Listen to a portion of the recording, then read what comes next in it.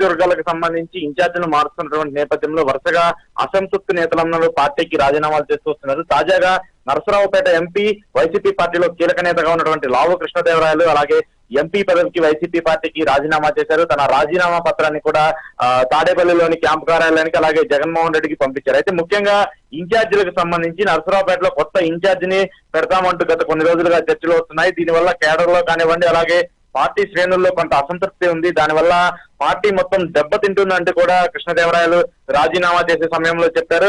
ముఖ్యంగా ప్రజల్లో ఆదరణ ఉన్నటువంటి ఒక నేతను మార్చి మరొక నియోజకవర్గానికి రీప్లేస్ చేయడం అనేది కరెక్ట్ కాదని చెప్పేసి కూడా ఆయన పార్టీని విమర్శిస్తూ అలాగే జగన్మోహన్ రెడ్డి కూడా కొన్ని ఘాటు సూచనలు చేసిన పరిస్థితి కనబడుతుంది. అయితే ఏది ఏమైనప్పటికీ నరసరావుపేట పార్లమెంట్ నియోజకవర్గానికి సంబంధించి గతంలో 2019 ఎన్నికల్లో గెలిచినటువంటి ఎంపీలలో కీలకంగా ఉన్నారు కృష్ణదేవరాయలు. అలాగే పార్టీకి సంబంధించి నరసరావుపేట జిల్లాకి సంబంధించి క్రియాశీలకంగా పార్టీ కార్యక్రమాల్లో అలాగే పార్టీకి సంబంధించిన అన్ని యాక్టివిటీస్ లో పార్టిసిపేట్ చేస్తూ అసెంబ్లీ నియోజకవర్గాలకు సంబంధించి ఎక్కువగా సమీకరణాలు అలాగే ఆ పార్టీలకు సంబంధించి సమీక్షలు చేస్తూ ఉంటారు. ఈ నేపథ్యంలో కృష్ణదేవరాయల్ని కూడా పార్టీ ఇన్ఛార్జ్ అదే నరసరావుపేట నుంచి మార్చొద్దంటూ కూడా పార్లమెంటు నియోజకవర్గానికి సంబంధించి కింద ఉన్నటువంటి ఎమ్మెల్యేలందరూ కూడా ఇప్పటికే పార్టీకి చెప్పారు. గురజాల ఎమ్మెల్యే కానివ్వండి అలాగే మాచర్ల ఎమ్మెల్యే కానివ్వండి నరసరావుపేటకు సంబంధించినటువంటి ఎమ్మెల్యే కానివ్వండి వీళ్ళందరూ ఇప్పటికే వైసీపీ అధిష్టానానికి చెప్పారు.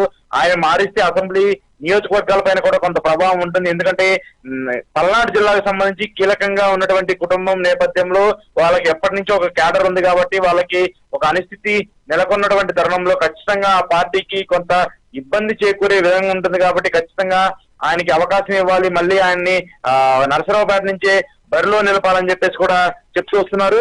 ఈ నేపథ్యంలో ఎలాంటి నిర్ణయం తీసుకుంటారో ఆ నిర్ణయానికి సంబంధించి ఎలాంటి ప్రాసెస్ చేస్తారనేది కూడా చూడాల్సింది. అయితే ముఖ్యంగా నేతలు ఇప్పటికే కొంతమంది ఎమ్మెల్యేలకు సంబంధించి ఇన్ఛార్జీలు మారుతూ ఉన్నారు. ఇన్ఛార్జీలకు సంబంధించి కూడా వేరే పార్టీలో చేరుతున్నటువంటి నేపథ్యంలో కృష్ణదేవరాయలు మళ్ళీ ఎక్కడి నుంచి పోటీ చేస్తారు, ఆయన ఏ పార్టీలో చేరతారనేది కూడా కొంత ఆసక్తిగా మారింది.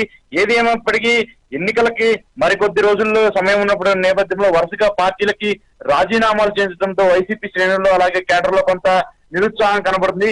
మరి కృష్ణదేవరాయలు తదుపరి మరి ఆయన చర్య ఎలా ఉండబోతుంది, ఏ పార్టీలో చేరతారో, ఏ పార్టీ నుంచి చేరి మళ్ళీ నరసరావుపేట నుంచి పోటీ చేస్తారో లేదనేది మాత్రం చూడాల్సి ఉంది.